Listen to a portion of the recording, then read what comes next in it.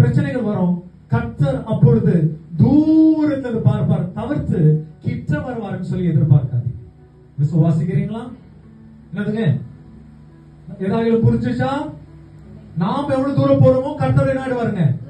தூரம் போவார். சோ உங்களுக்கு ஆபத்து வருகிற நேரத்தில் ஆண்டவரே அப்படி நோக்கி கூப்பிடும்போது என்னதுங்க, இந்த அலாதீன் அந்த மேஜிக் லேம்ப்னு சொல்லி ஒரு கதை இருக்குது. என் பையனுக்கு டெய்லி நைட்டு என்னதுங்க ஸ்டோரி டெல்லிங்ல அதுல படிக்கும் போது என்னதுங்க, அவன் அந்த லேம்பை தேய்ச்ச உடனே என்ன வருதுங்களா, ஒரு பூதம் வருது. அந்த மாதிரி யாரும் எதிர்பார்க்காதீங்க, கண்டிப்பா எதிர்பார்க்க. It means we should have relationship with God. கர்த்தர் கிட்ட நம்ம என்ன செய்யணுமா? நல்ல உறவை வைத்துக் கொள்ளணும்.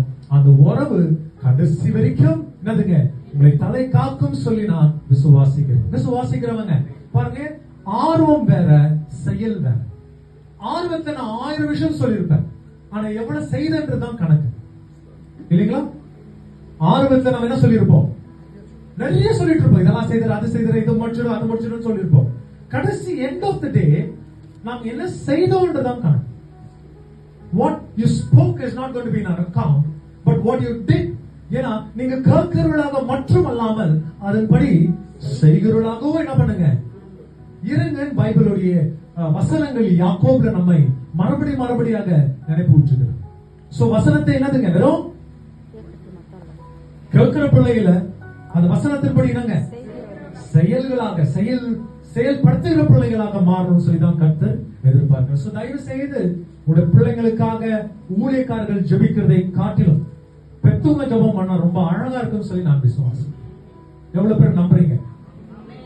எல்லா பாரதத்தையும் இருந்து யார் மேல போட்டுறீங்க? அப்பா நீங்க ஜெபம் பண்ணிருக்க அவங்க நல்லா இருக்காங்க. இல்லைங்க, நீங்க ஜெபம் பண்ணுங்க, உங்க பசங்க ரொம்ப நல்லா இருக்கும். யார் ஜெபிக்கணும்?